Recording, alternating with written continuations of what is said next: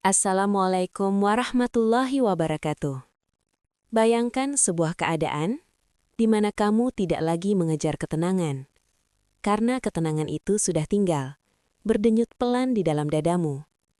Bukan di luar, bukan di dunia, bukan di pengakuan manusia. Ada sebuah rahasia yang sejak lama dijaga para kekasih Allah. Sebuah jalan sunyi, bukan lewat pikiran, melainkan lewat detak jantung yang tak pernah berhenti. Setiap duk-duk adalah pintu yang terus mengetuk kesadaranmu, mengajakmu pulang. Video ini bukan untuk menambah pengetahuanmu, melainkan untuk mengurangi bebanmu. Bukan untuk membuatmu merasa hebat, tetapi untuk membuatmu diam dan hadir. Jika hidup terasa melelahkan, jika dunia tak lagi memberi kepuasan, bertahanlah di sini. Karena yang akan kamu dengar bukan hiburan, melainkan jalan pulang. Dunia ini seperti samudra yang tak pernah tenang, dan jiwa manusia sering terapung tanpa jangkar. Kita mencoba bersandar pada harta, pada jabatan, pada pengakuan. Namun semua itu seperti air laut, semakin diminum, semakin haus. Padahal, di dalam dirimu ada satu ruang yang tidak tersentuh hiruk-pikuk dunia. Sebuah titik nol, tempat di mana hanya ada kamu dan Tuhanmu. Di sanalah kemerdekaan sejati. Di sanalah beban dunia kehilangan beratnya, dan kecemasan berubah menjadi pasrah yang indah. Keheningan bukan berarti sunyi tanpa suara. Keheningan adalah hadir penuh di hadapan Allah. Saat kamu menutup mata dari dunia, ruhmu mulai mengingat asalnya. Ia rindu pulang, rindu pelukan Sang Maha Rahman. Jantung bukan sekadar pompa darah. Dalam pandangan para ahli batin, jantung adalah latifah, pusat keimanan, singgasana makrifat. Jika ia baik, baiklah seluruh hidup. Jika ia gelap, gelaplah perjalanan. Al-Quran mengingatkan, bukan mata yang buta, tetapi hati di dalam dada. Ada penglihatan yang lebih tajam dari mata kepala, mata batin. Namun jantung yang tertutup tak lagi bergetar saat nama Allah disebut. Dosa dan kelalaian menimbulkan ron, kerak yang menumpulkan rasa. Maka dibutuhkan getaran suci yang mampu merontokkan kerak itu. Zikir yang menembus jantung bukan sekadar ucapan, melainkan frekuensi hidup. Jantung yang berzikir adalah jantung yang hidup. Yang lalai, meski berdetak, hakikatnya mati. Nafas adalah tali gaib yang menghubungkan ruh dan raga. Setiap helaan adalah rahmat. Setiap hembusan adalah pelepasan. Tarik nafas. Rasakan ia membawa cahaya. Hembuskan nafas, lepaskan beban. Dalam keheningan ini, ucapkan Allah di dalam batin saat nafas masuk. Biarkan maknanya menyebar ke dada. Saat nafas keluar, biarkan batinmu berbisik. Dialah, selainnya tiada. Kosongkan dirimu, karena cahaya hanya masuk ke wadah yang rela kosong. Disinilah pasrah yang sejati, saat kamu benar-benar fakir di hadapan yang maha kaya. Kini arahkan perhatianmu ke pusat denyut jantung. Bukan membayangkan bentuk, tapi merasakan kehadiran. Setiap duk-duk adalah bukti Dia sedang mengurusmu. Sisipkan nama Allah di setiap denyut itu. Awalnya disengaja, lalu perlahan jantunglah yang akan melakukannya sendiri. Getaran halus akan muncul, hangat, menjalar. Zikir jantung adalah api yang membakar penyakit hati. Benci tak betah tinggal, dengki menguap, kesombongan runtuh. Yang tersisa adalah kasih. Jantung adalah pusat distribusi. Darah adalah kurir. Jika jantung berzikir, setiap tetes darah membawa cahaya. Ke otak, pikiran menjadi jernih. Ke tangan, gerak menjadi lembut. Ke kaki, langkah menuju berkah. Tubuhmu menjadi baitullah. Sel-selmu bertasbih. Organ-organmu sujud. Inilah makrifat, mengenal Allah melalui dirimu sendiri. Tidur adalah kematian kecil. Tidurlah dengan adab. Miring ke kanan, serahkan segalanya. Biarkan jantungmu menjadi nina bobo bagi ruhmu. Jika kamu tertidur dalam zikir, ruhmu tidak terputus. Bangunlah dalam kesegaran, bukan lelah. Insomnia sering lahir dari pikiran yang tak berhenti. Alihkan fokus ke jantung, dan ketenangan akan datang sendiri. Ego akan melawan. Ia tak suka menjadi kecil. Akan ada rasa bosan, ragu, ingin hasil instan. Jangan tertipu. Tujuanmu bukan keajaiban, melainkan keridoan. Zikir bukan hadiah bagi yang suci, tapi alat untuk menyucikan. Sedikit tapi rutin, lebih kuat dari banyak tapi jarang. Zikir sejati terlihat dari akhlak. Tenang saat dihina, rendah saat dipuji. Jujur saat bekerja, lembut dalam keluarga. Hadir sebagai peneduh, bukan karena kamu hebat, tapi karena hatimu terhubung. Ada satu hal yang hampir semua orang alami, tapi jarang sekali disadari. Kamu bisa berada di tengah keramaian, tertawa, bercakap, bekerja, bergerak, produktif, namun di dalam dada ada ruang yang tetap sunyi. Bukan sunyi yang menenangkan, sunyi yang seperti kosong. Seperti ada sesuatu yang hilang, tapi kamu tak bisa menyebut namanya. Dan anehnya, semakin kamu berusaha menutup kekosongan itu dengan sesuatu dari luar, semakin ia terasa. Kita mencoba menambal kekosongan itu dengan pencapaian, dengan uang, dengan validasi, dengan perhatian, bahkan dengan kesibukan. Karena kesibukan itu terasa seperti bukti bahwa kita hidup. Padahal seringkali itu hanya cara halus untuk lari dari pertemuan paling jujur, pertemuan dengan diri sendiri. Disinilah gerbang hening itu berada. Bukan di gunung, bukan di tempat yang jauh. Gerbang hening itu ada di dalam dada. Ia tidak memerlukan tiket, tidak memerlukan ritual yang rumit, tidak memerlukan panggung. Ia hanya memerlukan satu hal, kamu berhenti sebentar. Banyak orang mengira hening adalah tidak ada suara. Padahal, hening bukan ketiadaan. Hening adalah kehadiran. Hening adalah saat kamu kembali ke titik paling dasar. Aku ada dan Allah ada. Selama ini kita sering merasa jauh dari Tuhan. Kita membayangkan jarak itu seperti tembok yang tebal.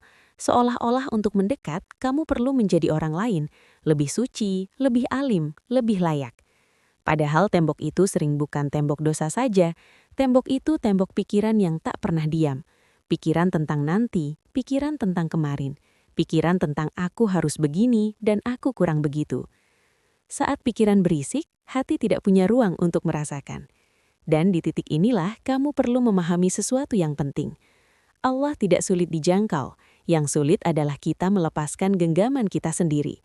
Genggaman pada kontrol, genggaman pada ego, genggaman pada keinginan untuk memastikan segalanya berjalan sesuai selera. Gerbang hening itu mulai terbuka saat kamu mengakui satu kalimat sederhana. Ya Allah, aku lelah. Bukan lelah fisik, lelah batin, lelah mengatur, lelah menuntut, lelah membuktikan diri, lelah mengejar, lelah membandingkan. Ketika kalimat itu jujur, hening akan muncul sebagai rahmat. Bukan berarti masalah hilang, tapi kamu mulai melihat masalah dari jarak yang benar. Bukan lagi dari panik, bukan lagi dari rasa ini mengancamku. Hening mengembalikan proporsi hidup. Dan di dalam hening itu, kamu akan mulai merasakan bahwa ada sesuatu di dalam dirimu yang tidak pernah ikut panik. Ada sesuatu yang selalu ada, bahkan saat kamu merasa hancur. Itu adalah ruh yang Allah tiupkan. Ia rindu kepada asalnya. Ruh itu tidak lapar oleh dunia. Ruh itu lapar oleh kedekatan. Maka saat kamu masuk ke gerbang hening, sebenarnya kamu sedang pulang. Kamu sedang memberi izin kepada diri untuk kembali ke rumah batin. Rumah yang selama ini ditinggalkan karena kamu terlalu sibuk menjadi tamu di rumah dunia. Dan ketika kamu mulai pulang, kamu akan menemukan sesuatu yang selama ini kamu kira jauh. Rasa diawasi yang lembut, rasa dijaga yang tenang, rasa bahwa kamu tidak sendirian. Hening bukan akhir, Hening adalah pintu. Pintu menuju latihan paling halus, paling sunyi, tapi paling dalam. Menghubungkan ingatan kepada Allah dengan pusat hidupmu sendiri, detak jantungmu. Ada alasan mengapa perjalanan ini tidak dimulai dari pikiran. Pikiran adalah alat yang hebat, tapi ia juga mudah gelisah. Ia bekerja siang malam, ia menciptakan skenario. Ia menumpuk kemungkinan, ia mencari celah bahaya bahkan ketika tidak ada bahaya. Pikiran bekerja untuk bertahan hidup, tapi ruh bekerja untuk pulang. Kalau kamu mengandalkan pikiran untuk menemukan ketenangan, kamu akan sering kalah. Karena pikiran tidak didesain untuk tenang sepanjang waktu. Pikiran didesain untuk mencari, dan pencarian itu tidak akan selesai dengan dunia. Maka para ahli batin mengajarkan, jangan memerangi pikiran, jangan mencoba membungkamnya dengan kekerasan. Karena semakin kamu memaksa, semakin ia melawan. Yang kamu lakukan bukan memerangi, tetapi mengalihkan pusat kendali. Dari kepala ke dada, dari aku memikirkan Tuhan, menjadi aku merasakan kedekatan dengan Tuhan. Disinilah jantung menjadi kunci. Secara lahir jantung memompa darah, tapi secara batin jantung adalah pusat rasa. Dan rasa adalah bahasa yang paling jujur. Kamu bisa berbohong lewat kata-kata, kamu bisa berbohong lewat ekspresi, tapi rasa di dada, jika kamu cukup jujur, sulit dipalsukan. Jantung adalah tempat di mana iman bukan sekedar ide, tapi menjadi kehadiran. Al-Quran berulang kali menyinggung hati, karena hati adalah pusat keputusan yang terdalam. Orang bisa tahu kebenaran di kepala, tapi memilih salah karena hati terselimuti. Orang bisa paham nasihat, tapi tetap melanggar karena hati tertutup oleh nafsu. Maka ketika kamu membersihkan hati, kamu sedang membersihkan pusatnya. Banyak orang ingin perubahan instan, ingin hidup membaik dalam semalam, tapi batin bekerja seperti air yang menetes. Ia tidak memecah batu dengan kerasnya, melainkan dengan konsistensinya. Membersihkan hati itu seperti mengelap cermin. Setiap hari sedikit, setiap hari halus. Kamu tidak langsung melihat pantulan cahaya yang perfuna, karena debu sudah terlalu lama menempel. Tapi jika kamu terus mengelap, perlahan kilau itu kembali. Apa debu itu? Debu itu kelalaian, debu itu kebencian yang dipelihara. Debu itu iri yang disimpan diam-diam, debu itu kesombongan halus. Debu itu luka yang tak pernah kamu serahkan kepada Allah, sehingga luka itu berubah menjadi keasaman di dalam dada. Debu itu juga rasa aku harus kuat sendiri, rasa aku harus bisa, rasa aku tidak boleh kalah. Padahal di hadapan Allah, keindahan seorang hamba bukan pada kuatnya, melainkan pada jujurnya ia mengaku lemah. Saat kamu menghubungkan zikir ke jantung, kamu sedang menanam benih cahaya di tempat yang paling menentukan. Kamu sedang mengganti frekuensi batin. Zikir bukan sekedar ucapan, zikir adalah penyesuaian arah. Seperti kompas, seperti angkar, seperti tali yang menahan kapal tidak hanyut. Dan mengapa jantung? Karena jantung tidak pernah berhenti. Kamu bisa lupa, kamu bisa lalai, kamu bisa tertidur, tapi jantung tetap bekerja. Ia memompa darah, ia mengantarkan oksigen, ia menjaga sistemmu hidup. Bayangkan jika pusat yang tidak pernah berhenti itu juga menjadi pusat ingatan kepada Allah, maka zikir tidak lagi bergantung pada mood, tidak bergantung pada waktu luang, tidak bergantung pada kondisi luar. Zikir menjadi latar, seperti nafas, seperti denyut, seperti hidup. Dan saat zikir menjadi latar, hidupmu akan perlahan berubah. Kamu akan menjadi orang yang tetap tenang di tengah badai, bukan karena badai berhenti, tetapi karena pusatmu tidak lagi berada di luar. Pusatmu berada di Allah. Sekarang kita masuk ke langkah yang banyak orang remehkan. Nafas. Kamu mungkin mengira nafas itu biasa. Kamu melakukannya ribuan kali sehari. Kamu tidak perlu belajar. Kamu tidak perlu lagihan. Tapi justru karena ia begitu biasa, ia menjadi pintu yang paling dekat. Para ahli makrifat memandang nafas sebagai tali gaib yang menghubungkan ruh dan jasad. Nafas adalah hadiah yang terus datang, dan setiap hadiah punya pesan. Ketika kamu menarik nafas, kamu menerima. Ketika kamu menghembuskan nafas, kamu melepas. Masalah besar manusia modern adalah ia sulit menerima dan sulit melepas. Ia ingin semua sesuai rencana. Ia ingin semua aman. Ia ingin semua pasti. Dan ketika hidup tidak mengikuti itu, batin tegang. Tegangan batin itu menumpuk dan akhirnya terasa sebagai cemas, sebagai dada sesak, sebagai sulit tidur, sebagai mudah tersulut. Latihan nafas bukan untuk membuatmu tenang secara instan. Latihan nafas adalah latihan kembali ke ritme asli. Ritme asli itu lembut, tidak terburu-buru, tidak memaksa. Dan di sini, kita akan membangun satu kebiasaan, menjadikan nafas sebagai kendaraan zikir.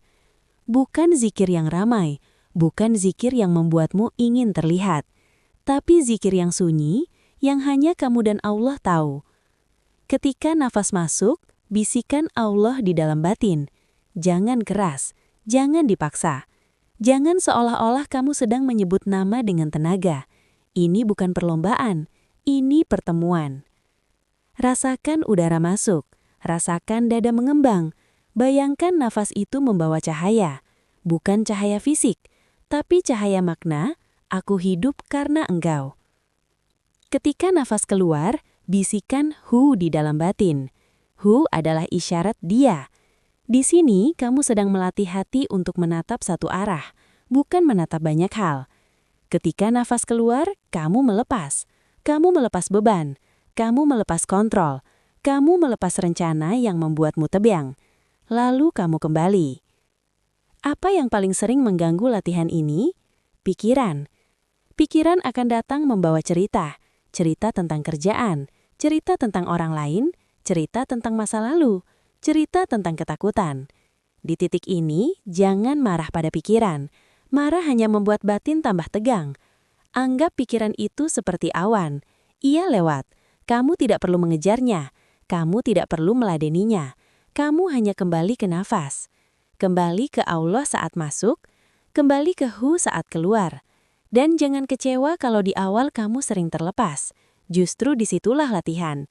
Setiap kali kamu sadar bahwa kamu terlepas, itu bukan kegagalan. Itu momen kemenangan. Karena kesadaranmu hidup. Kamu sedang melatih otot yang jarang dipakai. Otot hadir. Semakin sering kamu latihan, kamu akan merasakan perubahan halus.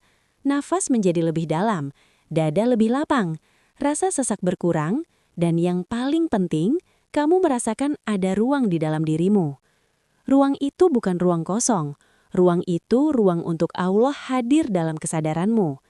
Secara ilmiah, pernafasan yang teratur dan sadar memang membantu sistem saras menjadi lebih stabil. Tapi yang kita kejar bukan sekadar efek psikologis. Yang kita kejar adalah adab batin, mengembalikan perhatian kepada sang pemberi nafas. Karena setiap nafas adalah pinjaman, dan pinjaman itu tidak selamanya. Maka ketika kamu menjadikan nafas sebagai zikir, kamu sedang memanfaatkan ribuan kesempatan harian untuk mendekat. Bayangkan, ribuan kali sehari kamu mengucap Allah di batin tanpa suara. Ribuan kali kamu melepas ego dengan hu. Itu bukan sekadar latihan, itu pembentukan jiwa. Dan ketika nafas sudah mulai menjadi kendaraan yang tenang, barulah kita melangkah ke pusat denyut, jantung. Sekarang, mari kita lakukan hal yang terlihat sederhana tapi dalamnya luar biasa. Merasakan jantung. Kebanyakan orang tahu jantung ada di dada, tapi jarang benar-benar merasakan detaknya dengan sadar. Kita baru ingat jantung saat ia sakit, saat ia berdebar, saat kita panik. Padahal detak itu selalu ada, setia, menghidupkanmu bahkan saat kamu lupa mensyukurinya. Langkah pertama bukan menyebut zikir dulu. Langkah pertama adalah adab, mengenali. Duduklah dengan tenang atau berbaringlah jika perlu. Tarik nafas perlahan, rasakan dada, rasakan detak. Jika kamu sulit merasakan, letakkan telapak tangan di dada kiri, bukan untuk menjadikan tangan sebagai syarat, tapi sebagai jembatan. Setelah kamu mulai merasakan duk-duk-duk, jangan buru-buru menyisipkan lafaz. Biarkan dulu kamu mengenal ritmenya. Jantung punya irama. Dan irama itu seperti ayat yang dibacakan tanpa suara. Hidupmu sedang berjalan, dan setiap detak adalah bukti bahwa Allah masih memberi kesempatan. Ketika kamu benar-benar hadir pada detak itu, biasanya muncul dua hal.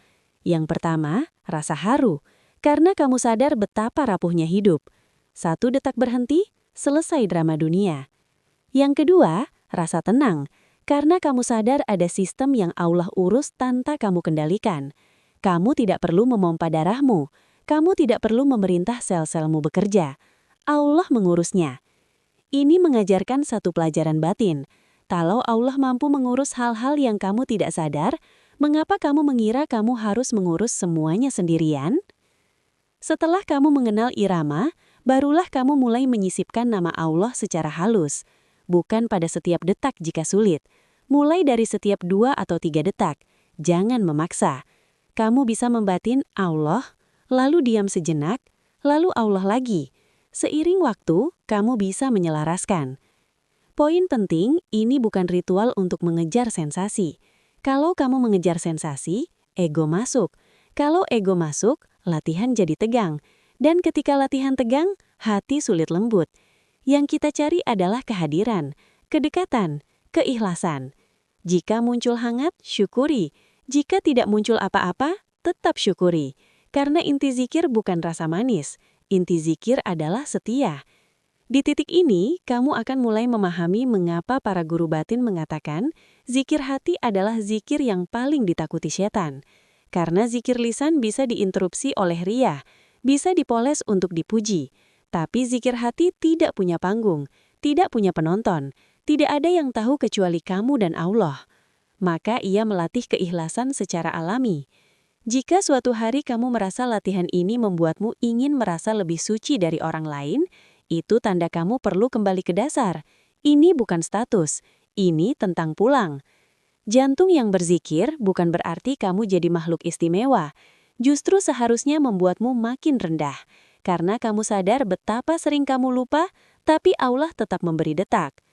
Semakin kamu merasakan detak dan menyisipkan zikir, kamu akan menemukan satu perubahan. Batinmu punya alarm. Saat kamu hendak melakukan sesuatu yang tidak baik, ada rasa tidak nyaman. Bukan karena takut ketahuan orang, tetapi karena hati tersambung. Itulah hidayah yang menetap, bimbingan yang terasa sebagai rasa. Dan dari sini, latihan mulai masuk ke tahap berikutnya. Zikir yang menjadi latar, bukan lagi aktivitas khusus. Ada perbedaan besar antara zikir sebagai kegiatan dan zikir sebagai keadaan. Banyak orang berzikir sebagai kegiatan. Duduk, hitung, ucap, selesai. Itu baik, itu pintu. Tapi yang lebih dalam adalah ketika zikir menjadi keadaan. Kamu bekerja, tapi hati mengingat. Kamu berjalan, tapi dada bergetar. Kamu bicara, tapi pusatmu tidak lepas. Disinilah yang disebut zikir yang menetap. Bagaimana ia terbentuk? Ia tidak terbentuk dari semangat sesaat. Ia terbentuk dari repetisi lembut, dari kebiasaan kecil yang dilakukan terus. Kalau kamu ingin zikir menjadi latar hidup, kamu perlu satu sikap. Jangan menunggu kondisi ideal. Jangan menunggu suasana tenang. Jangan menunggu hati mood. Karena kalau kamu menunggu, kamu akan selalu punya alasan untuk menunda. Mulailah dari momen-momen kecil. Sebelum membuka pekerjaan, tarik nafas dan batinkan Allah. Saat menunggu sesuatu loading, rasakan detak dan sisipkan nama. Saat berjalan dari satu ruangan ke ruangan lain, jangan biarkan pikiran mengembara. Kembalikan ke dada. Pelan-pelan, zikir akan menjadi semacam musik latar. Dan ketika itu terjadi, kamu akan merasakan satu hal yang menakjubkan. Dunia luar tetap sama, tapi reaksimu berbeda. Orang yang dulu memicu emosimu tidak lagi punya kuasa yang sama. Berita buruk tidak lagi menghancurkanmu. Kekurangan tidak lagi membuatmu merasa ditinggalkan. Bukan karena kamu kebal, tapi karena kamu punya jangkar. Jangkar itu bukan positivity, bukan motivasi. Jangkar itu Allah. Di titik ini, kamu juga akan mulai memahami mengapa ketenangan sejati tidak bergantung pada situasi. Ketenangan palsu adalah ketenangan yang muncul hanya saat semua baik-baik saja. Begitu badai datang, ia runtuh. Ketenangan sejati adalah ketenangan yang tetap ada meski badai belum pergi, karena pusatmu berada di tempat yang tidak terguncang. Salah satu tanda zikir mulai menjadi latar adalah ketika kamu mulai malu untuk berbuat buruk, bahkan saat tidak ada yang melihat.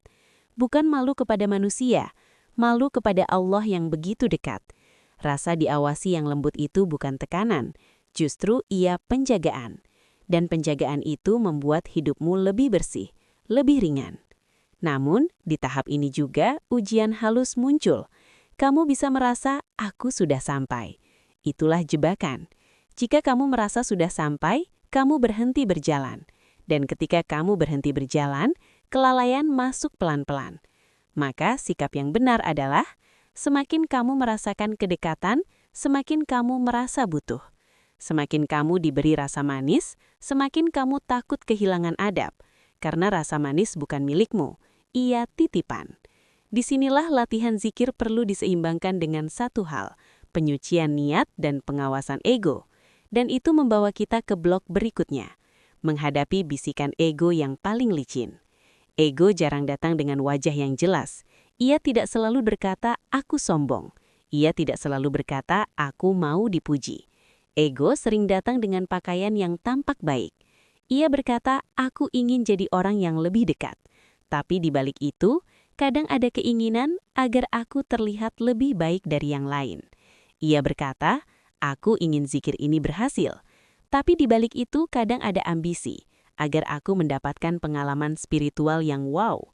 Ego suka hasil, ego suka pencapaian, ego suka status.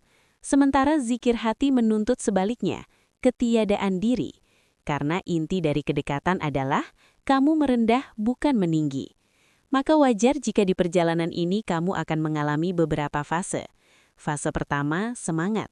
Kamu merasa ini indah, kamu merasa ini jalan pulang. Fase kedua, bosan. Kamu merasa monoton. Kamu merasa tidak ada perkembangan. Fase ketiga, ragu. Kamu merasa ini hanya imajinasi. Kamu merasa tidak pantas. Fase keempat, ingin bukti. Kamu ingin tanda. Kamu ingin keajaiban. Semua itu normal. Yang tidak normal adalah jika kamu menyerah di tengah. Di fase bosan, kamu perlu ingat, zikir bukan hiburan, ia makanan. Dan makanan tidak selalu terasa manis, tapi ia menghidupkan.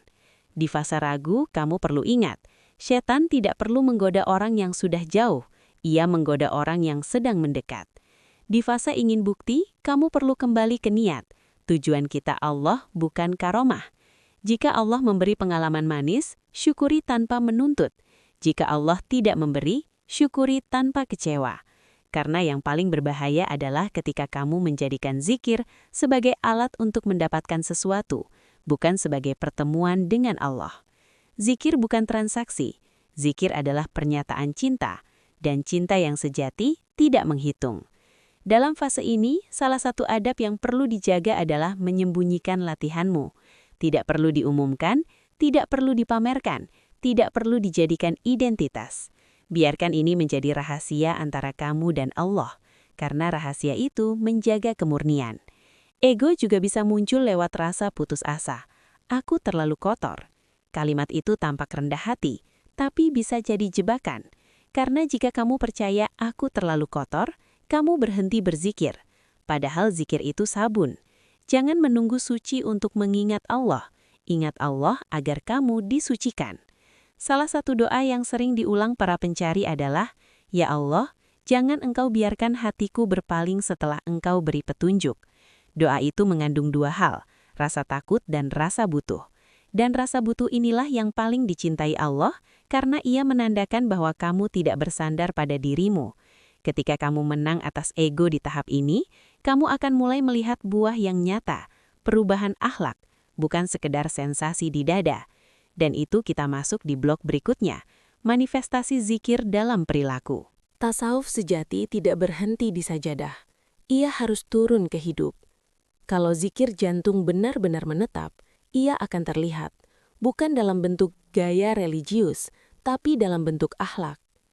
Yang pertama berubah biasanya adalah cara kamu merespon. Dulu kamu mudah terpancing, sekarang kamu punya jeda. Jeda itu penting. Jeda membuatmu tidak menjadi budak emosi. Dulu kamu cepat membalas, sekarang kamu bisa menahan. Bukan karena takut konflik, tapi karena kamu sadar, tidak semua hal perlu ditanggapi. Dulu kamu ingin menang dalam setiap argumen, sekarang kamu lebih memilih menjaga hati. Ini bukan kelemahan, ini kekuatan batin. Zikir jantung membuatmu lebih sadar bahwa harga dirimu tidak berada di tangan manusia. Harga dirimu berada di penilaian Allah. Karena itu, ketika dihina, kamu tidak langsung hancur, kamu tidak langsung marah. Kamu bertanya, apa Allah ridho dengan responku? Ketika dipuji, kamu juga tidak terbang. Kamu ingat, ini bukan milikku. Perubahan berikutnya biasanya muncul dalam cara kamu memandang orang lain. Saat hati bersih, kamu tidak gampang menghakimi.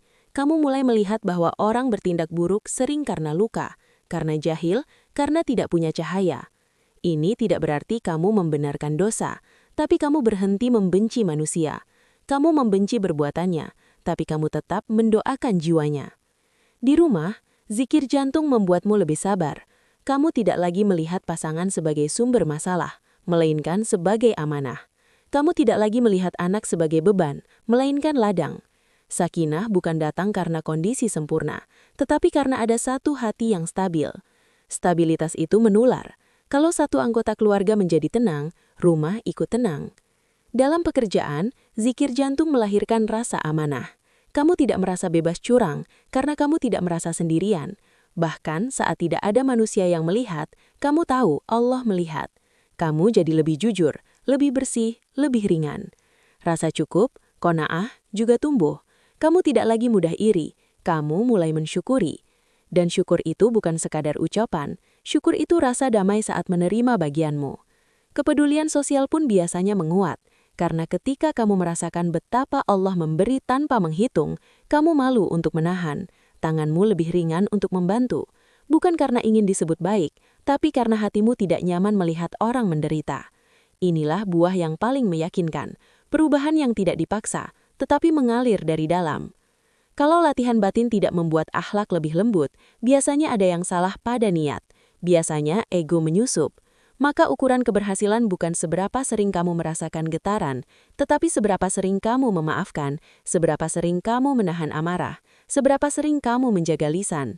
Dan ketika buah-buah ini mulai muncul, kamu akan masuk ke tingkat yang lebih dalam, melihat hikmah dalam takdir. Salah satu tanda zikir mulai mengakar adalah cara kamu membaca peristiwa berubah. Dulu kamu melihat musibah sebagai hukuman, sekarang kamu mulai melihatnya sebagai didikan. Dulu kamu melihat kehilangan sebagai akhir, sekarang kamu mulai melihatnya sebagai pengalihan. Dulu kamu melihat keterlambatan sebagai kegagalan, sekarang kamu mulai melihatnya sebagai penjagaan. Ini bukan karena kamu naif, ini karena hatimu punya cahaya. Makrifat itu bukan mengetahui zat Allah dengan logika. Makrifat adalah pengenalan rasa, keyakinan yang menghujam bahwa tidak ada satu zarah pun bergerak tanpa izinnya. Ketika keyakinan ini masuk ke dada, ketakutan dunia mengecil, takut miskin mengecil, takut kehilangan mengecil, takut mati mengecil. Yang tersisa adalah satu rasa takut yang sehat, takut jauh dari Allah, dan satu rasa rindu, rindu pulang. Di titik ini kamu mulai menyadari bahwa kebahagiaan dunia itu rapuh, tapi kebahagiaan kedekatan itu stabil. Banyak orang mengejar kebahagiaan dengan menambah uang, menambah barang, menambah hubungan, menambah kesibukan. Namun, kebahagiaan batin sering datang bukan dari menambah, tetapi dari mengurangi keterikatan, mengurangi ambisi, mengurangi ego. Saat zikir jantung menetap, kamu bisa tetap bekerja, tetap berusaha, tetap mengejar rezeki, tapi hatimu tidak menggantung. Kamu berikhtiar tanpa diperbudak hasil. Inilah kebebasan. Karena orang yang menggantung pada hasil akan selalu cemas. Ia merasa hidupnya ditentukan angka, ditentukan omongan orang, ditentukan keadaan. Tapi orang yang menggantung pada Allah akan bergerak dengan tenang. Ia tahu rezeki punya jalan. Ia tahu ujian punya hikmah. Ia tahu yang hilang bisa jadi penyelamat. Di titik ini, kamu juga akan merasakan bahwa kamu tidak perlu banyak berbicara untuk menenangkan diri. Cukup kembali ke dada, kembali ke detak, kembali ke Allah.